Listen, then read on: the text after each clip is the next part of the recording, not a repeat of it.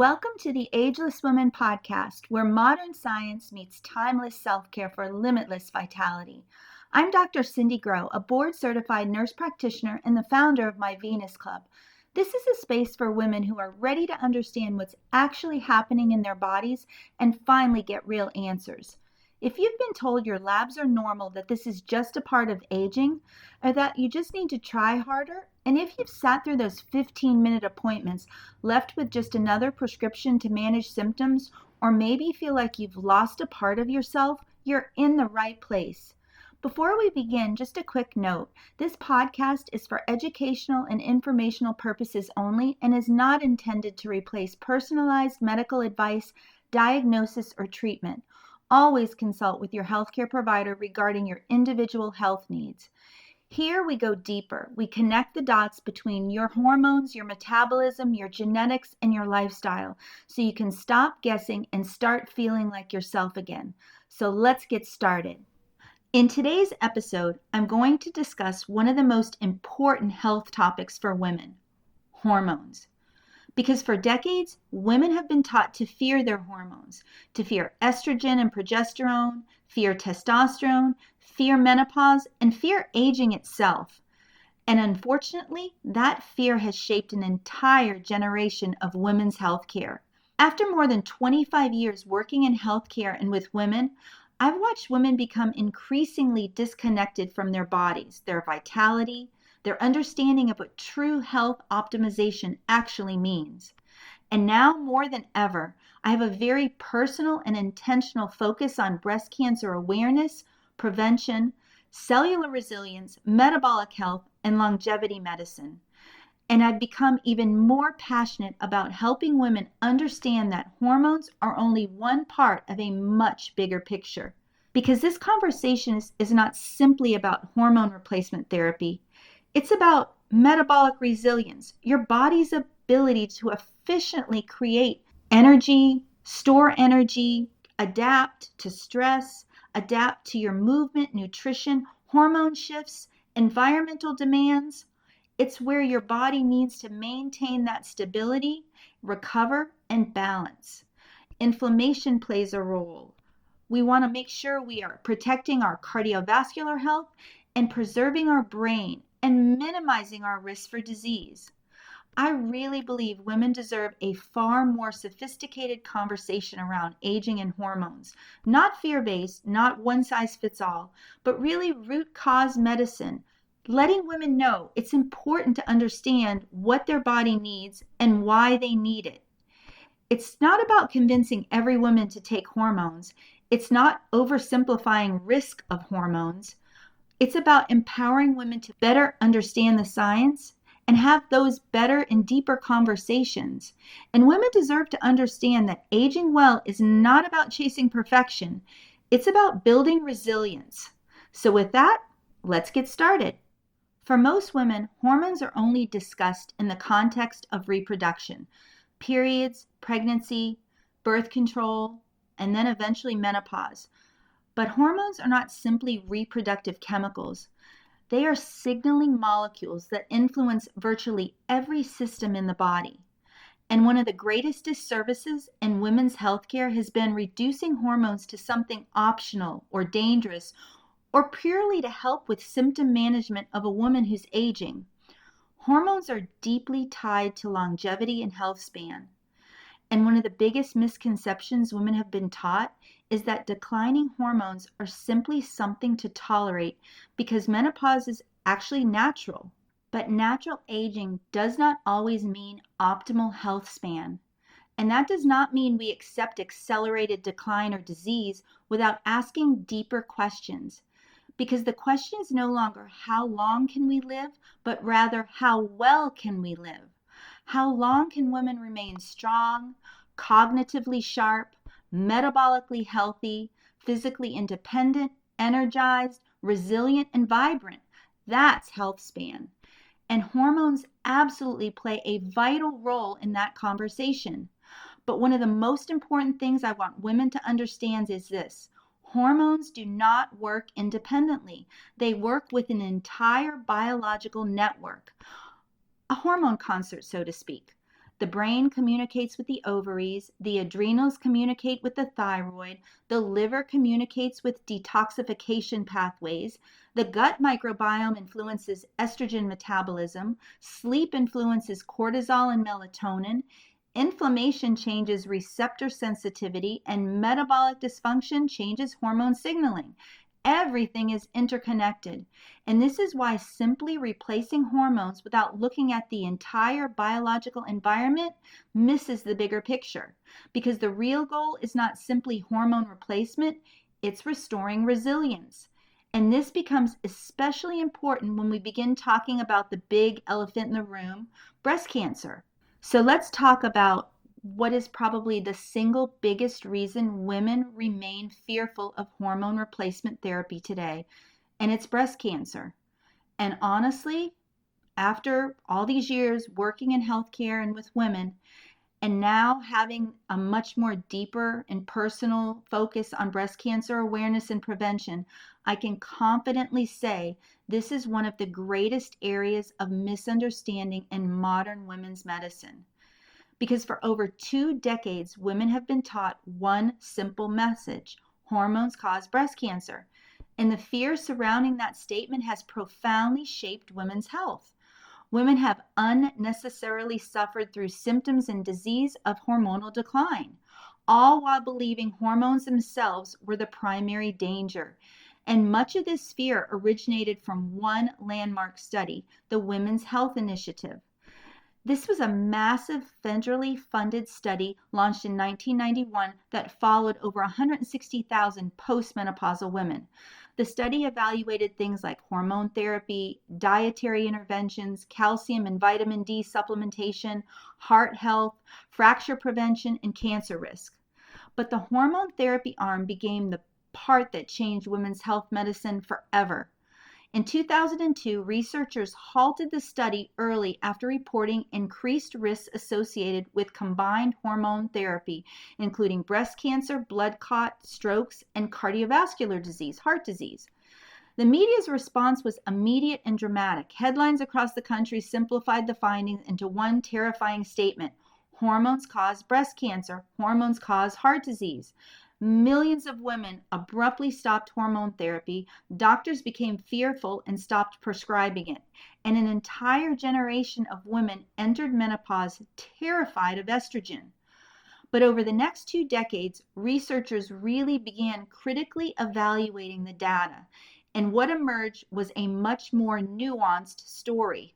One of the biggest issues was this: the Women's Health Initiative did not study modern bioidentical hormone replacement therapy.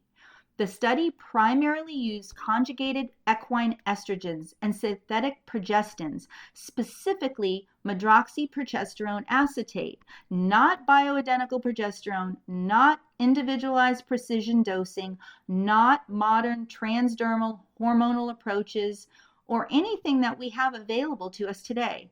And this distinction matters enormously because synthetic progestins are not the same thing as progesterone. Bioidentical progesterone is structured identically to the hormones women naturally produce, and synthetic progestins are chemically altered compounds that behave very differently in the body and may interact differently with hormone receptors. And this distinction has become one of the most important conversations in modern menopause medicine. Another critical detail often overlooked is the average woman entering the Women's Health Initiative was approximately 63 years old, often more than a decade beyond menopause. This led researchers to develop what we know as the timing hypothesis. The idea that initiating hormone therapy closer to menopause may have a very different physiologic effect than starting hormones years later after prolonged hormone deprivation. And then came one of the most surprising findings of all. The long-term Women's Health Initiative follow-up data that was accumulated over time, researchers found that the estrogen-only arm of the study, those women who had undergone hysterectomies and received estrogen alone, actually demonstrated a statistically significant reduction in breast cancer incidence, and breast cancer mortality compared with placebo. That's right, a reduction. So long-term follow-up demonstrated approximately 23% reduction in breast cancer incidence in women using estrogen alone therapy. This finding completely changed the original narrative that estrogen causes breast cancer. Researchers increasingly recognized that much of the breast cancer signal appeared associated with the synthetic progestin component rather than the estrogen itself. And additional research shifted this conversation even further. The French E3N cohort study suggested micronized progesterone may have a very different breast cancer risk profile compared with synthetic progestins. Experts, including Dr. Jen Simmons, have spent years advocating for a more nuanced understanding of hormones and breast health, and finally, the broader medical community is beginning to catch up. So in 2025, the Journal of Clinical Oncology published a commentary titled Menopausal Hormone Therapy After Breast Cancer, Personalization, Not Prohibition. That title alone represented a major philosophical shift in women's medicine. The commentary emphasized that blanket prohibition against hormone therapy after breast cancer may no longer reflect the totality of modern evidence, and the article also discussed the severe quality of life deterioration many breast cancer survivors experience from hormonal deprivation. The impacts on cognition, sleep, mood, bone, heart health, metabolic health, and sexual health, and the importance of individualized risk assessment rather than a one-size-fits-all recommendation. The article advocated for personalized care, individualized risk-benefit analysis, shared decision-making, and a more modern evidence-based approach. And honestly, this is the direction women's medicine should have moved years ago. Not this fear-based medicine, precision medicine. Now, to be clear, this does not mean hormone therapy is risk-free, and it doesn't mean every woman should take hormones, but it does mean women deserve more nuanced, evidence-based conversations rooted in modern science. Because when hormones are removed abruptly, the consequences affect every system in the body: the brain, the bones, the heart, the nervous system, the immune system, the metabolic system, and just overall quality of life. Which brings us into one of the most important conversations of all: how hormones actually function inside the body and why the entire biological environment matters. So now that we understand how much fear and confusion has surrounded hormone therapy for decades, we need to shift the conversation into something far more important: how hormones actually behave inside the body. Because one of the biggest mistakes in women's medicine has been oversimplifying hormones into good versus bad, high versus low, safe versus dangerous. But hormones are not static. They're dynamic and constantly communicating with every major system in the body. And this is why I say hormones function like a concert, and every woman's hormone concert is very different. Every section influences another: the brain, the ovaries, the adrenals, the thyroid, the liver, the gut, the nervous system, your immune system, and the mitochondria, our powerhouse of energy. And when one area of the hormone concert becomes dysregulated, eventually the entire performance suffers. This is why women can have normal hormone blood labs and still feel exhausted, anxious, disconnected, inflamed, just metabolically unwell, because hormones do not function independently from the environment they're operating within. And this is where we need to talk about what I call an unhealthy metabolic environment, or metabolic dysfunction. When your body has an unhealthy metabolic environment, symptoms appear. Long before disease develops, the body begins to whisper. Signs appear: energy crashes, stubborn weight gain, you start to have abdominal fat, maybe poor recovery after workouts, brain fog, difficulty sleeping, sugar cravings, up and down mood instability, anxiety, low libido, just feeling like you're wired but exhausted and you're just not yourself. And eventually those whispers become diagnoses. This is why we cannot reduce women's health to one hormone number on a lab panel, because hormones are only one instrument in the concert. We have to understand each woman's genetics and epigenetics, how their environment is influencing everything, how their hormones are produced, how their hormones are metabolized, and then how their hormones are detoxified and excreted, how receptors respond to the hormones, and how the entire biological environment is functioning, because both deficiency and excess matter. An imbalance matters. Two women can have identical estrogen levels on paper and feel completely different depending on inflammation, insulin sensitivity, cortisol, sleep quality, gut health, liver health, nutritional status, toxic burden, body composition, and just overall stress every day that they experience. This is where advanced testing really becomes incredibly valuable, not because we're chasing the perfect number, but because we're trying to understand exactly how a woman's body works and what her body needs, what makes her hormone symphony, so to speak. One of the most important areas we evaluate is estrogen metabolism. It's so important because estrogen itself is not simply good or bad. What matters is how the body processes it. Estrogen is metabolized through several major pathways in our body. The 2-hydroxy pathway, the 4-hydroxy pathway, and the 16-hydroxy pathway. I don't want to get too scientific, but this is important. The 2-hydroxy pathway is generally considered the more favorable or protective type pathway. The 4-hydroxy pathway is important because certain metabolites formed along this pathway can contribute to oxidative stress, which is the accumulation of cellular damage. In simple terms, the biological wear and tear happening faster than the body can repair it. This is why sleep is foundational, and we'll talk more about that in just a bit. So back to the 4-hydroxy pathway. In addition to oxidative stress, certain metabolites from this pathway can cause DNA instability. And then there's the 16-hydroxy pathway, which tends to have more proliferative signaling. And much more research needs to be done on this specific pathway, and it is ongoing.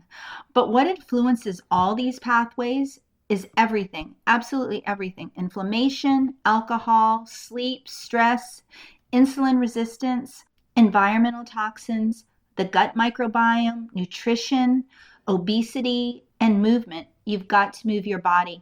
A sedentary lifestyle is absolutely detrimental to your health. This is why we cannot compartmentalize the body or hormones, because everything is connected. And one of the most misunderstood hormones of women's medicine is progesterone, because in women's health, the term progesterone, progestogen, or progestin are often used interchangeably, but they are not the same thing. And this confusion has created enormous misunderstanding around hormone therapy and breast cancer risk. A progestogen is the umbrella term. Under that umbrella, we have progesterone. It's the actual hormone your body naturally produces after ovulation. And then there's progestins. These are synthetic compounds designed to act on progesterone receptors, but structurally different from natural progesterone. This distinction matters enormously. A 2025 review published in the Annals of Oncology emphasized that the increased breast cancer risk historically associated with hormone therapy may be closely related to synthetic progestins rather than estrogen itself. And then the paper further discussed the large hormonal contraceptive studies that also suggest the small increase in breast cancer appears primarily linked to progestins, not estrogen alone. This supports what Dr. Jen Simmons and many modern menopause specialists have been emphasizing for years. So we cannot continue lumping all hormones together. Estrogen is not progesterone, progesterone is not synthetic progestin, and bioidentical progesterone is not the same thing as medroxyprogesterone acetate, a synthetic progestin used in the Women's Health Initiative. This distinction is one of the biggest reasons the Women's Health Initiative findings became so misunderstood. The combined hormone arm in the Women's Health Initiative used conjugated equine estrogen plus synthetic medroxyprogesterone acetate, while the estrogen-only arm demonstrated a completely different breast cancer signal. And as we discussed earlier, long-term follow-up demonstrated approximately a 23% reduction in breast cancer incidence in women using estrogen alone therapy. Again, the French E3N cohort study also supported this more nuanced understanding, showing that breast cancer risks varied depending on the progesterone component used with estrogen, with micronized progesterone appearing to have a different risk profile than several synthetic progestins. And this is why precision really matters. So here at My Venus Club, we're not simply asking, should women take hormones? We're asking, what are her genetics, her epigenetics? What are they saying? What type of hormone? What type of delivery method? What dose? What timing? What is her metabolic environment? What is her inflammation level? How is she detoxifying hormones? What's her heart disease risk? What's her body's resilience? Because hormones do not function independently from the terrain they're functioning within. And this is where adrenal function also becomes critically important, because when cortisol becomes dysregulated, again, the entire hormone concert shifts. Cortisol influences blood sugar, thyroid, sleep, progesterone production, testosterone production, estrogen metabolism. It affects so many things. So many women today, they're living in this high stress, chronic overdrive environment, overstimulated, underslept, overcaffeinated too. Just constant stress. We're bombarded with it. We do it all. We multitask. We're Wonder Women, so to speak. And this is eventually where the body starts to prioritize survival. And this is where we begin seeing fatigue, poor recovery, sleep disruption, brain fog, inflammation. This means the body's no longer adapting to physical, emotional, and metabolic stress efficiently. And small stressors really begin to feel overwhelming, and recovery takes much longer. So understanding all of the hormone concert, all of the adrenal function, your organic acids, which is something else that we look at. Melatonin is critical. It's not just your sleep hormone. It's a very potent and powerful antioxidant, and it's there to support cellular repair, immune system function, brain health, recovery. One of the biggest misconceptions is that it's just there to really help you sleep. In reality, that is not the case. It's really there to help your body repair, and it's foundational for health span. Sleep is really where everything happens. When we sleep, our body restores, it repairs itself. Our brain cleans up, memories are filed, cognitive improvement happens, waste products get detoxified from our body. It's critical. Sleep is absolutely non-negotiable. It's so important. And then we've got to talk about testosterone, because testosterone is not just about libido. It supports lean muscle mass, again, which is critical for metabolic health. It supports cognition, motivation, resilience, energy, vitality, bone integrity. Emerging research also challenges that long-standing misconception that testosterone is somehow dangerous for women with any kind of breast dysfunction history. In fact, growing evidence suggests just the opposite, that testosterone may actually have protective anti-proliferative effects within the breast tissue itself, meaning it may help regulate or slow abnormal cellular growth rather than stimulate it. One of the leading researchers in this area, Dr. Glasser, who has long-term research evaluating women treated with testosterone therapy, including breast cancer survivors, demonstrated significantly lower than expected breast cancer incidence rates compared with population averages. And her research has proposed several possible mechanisms for this protective effect.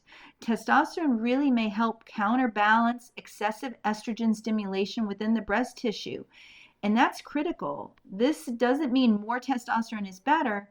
This is, again, not about excess. It's about balance. It's about that hormone concert. And remember, every woman's concert is a little different. So too little estrogen may contribute to bone loss, cognitive decline, but excess estrogen, and especially in relation to progesterone, especially in the setting of inflammation and poor detoxification, alcohol use, toxic exposure that you may or may not know about. This is why progesterone becomes such an important part of the conversation, because this creates the imbalance many women experience in their 30s during perimenopause. Anxiety, sleep disruption, mood swings, breast tenderness, heavier periods, irritability, fluid retention. Progesterone is profoundly protective, neuroprotective, calming, supports sleep. It's so important for the breast tissue also. So when we talk about hormones at My Venus Club, we're not talking about chasing youthful hormone levels. We're talking about restoring harmony in the entire hormone concert. And this is exactly why we need not to only listen to the symptoms, but also look beyond the symptoms and begin to understand the deeper biological processes driving the symptoms and the aging process itself. So if there's one thing I truly want women to take away from today's conversation, it's this. You should not fear your hormones. You should understand them. And even more importantly, understand the foundation your hormones are functioning within, because hormones do not work independently. They're connected, again, to your metabolism. They're connected to how your body is handling stress. They're connected to heart health, biological aging. They're connected to your entire hormone concert, so to speak. Every system in the body is communicating with one another.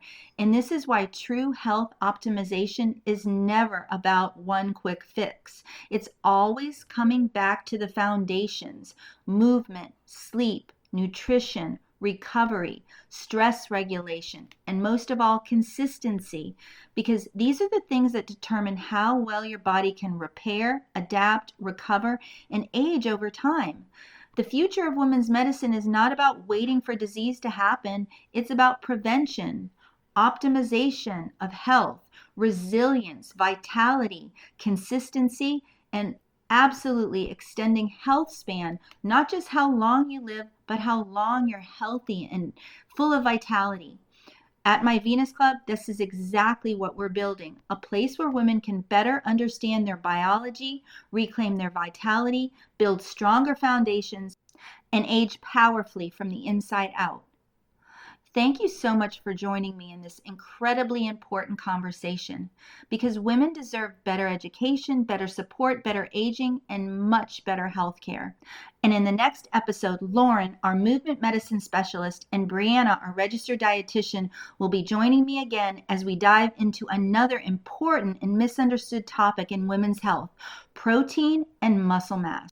We're going to talk about the critical role protein plays in muscle preservation, metabolism, hormone health, recovery, energy, healthy aging, and why muscle is one of the strongest predictors of long-term health span and resilience. Because women are dramatically misunderestimating how important muscle and nutrition are for healthy aging. And honestly, this may completely change the way you think about protein and muscle.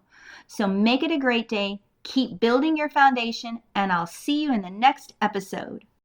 Thank you for being here with me today. If this episode resonated with you, I invite you to share it with someone who may need to hear it also. And if you're ready to start understanding your body on a deeper level and getting the clarity you deserve, you can learn more about My Venus Club at myvenusclub.com. We offer a limited number of memberships for women who are ready to take a more personalized, in-depth approach to their health. So apply for a membership. There's no pressure, just an opportunity to start a different kind of conversation, one that focuses on you, your body, and what you truly need. Because once you understand your body, everything changes. I'll see you in the next episode.